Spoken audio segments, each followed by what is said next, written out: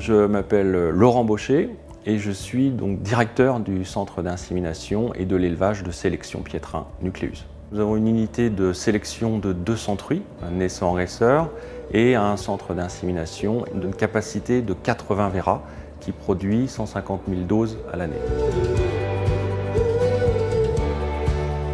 La particularité du site de la Collinière est que le centre d'insémination artificielle est approvisionné exclusivement de l'élevage de sélection, ce qui me permet de garder un haut statut sanitaire en évitant d'entrer des animaux à risque. Le site est en bâtiment type monobloc. Le site de collecte est tout près du site de préparation de la semence. Ça limite les flux et donc les pertes de temps. Plus vite on intervient dans le traitement de la semence au laboratoire, plus vite on garantit la qualité de la semence.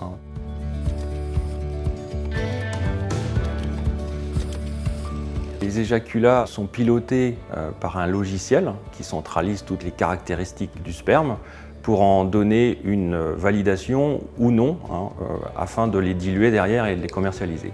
Donc deux appareils sont essentiels dans cette analyse. Ils sont donc l'IVOS et l'EasySight.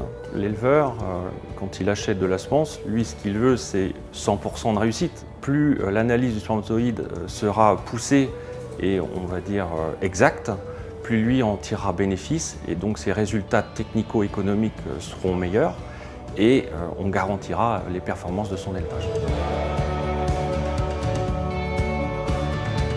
Depuis 2014, ma préoccupation a toujours été de limiter la contamination bactérienne de l'éjaculat afin de garantir une longue conservation de la semence.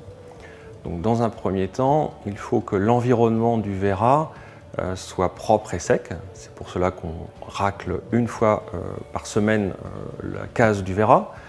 Ensuite, nous avons mis en place un système de ventilation qui permet d'avoir un sol sec et donc avoir un fourreau, lieu de prélèvement, sain.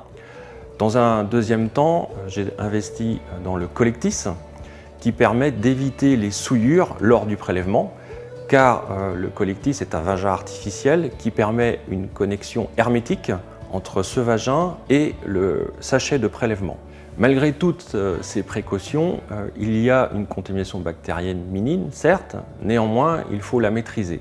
C'est là qu'intervient le BactiBag, qui permet de bloquer la prolifération des bactéries qui sont néfastes pour les spermatozoïdes car elles produisent des toxines.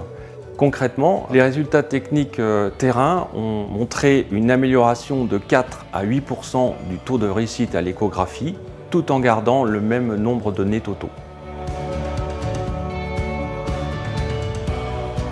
Pour toutes ces raisons, depuis le 1er janvier 2017, l'ensemble de mes clients sont livrés avec le BactiBag.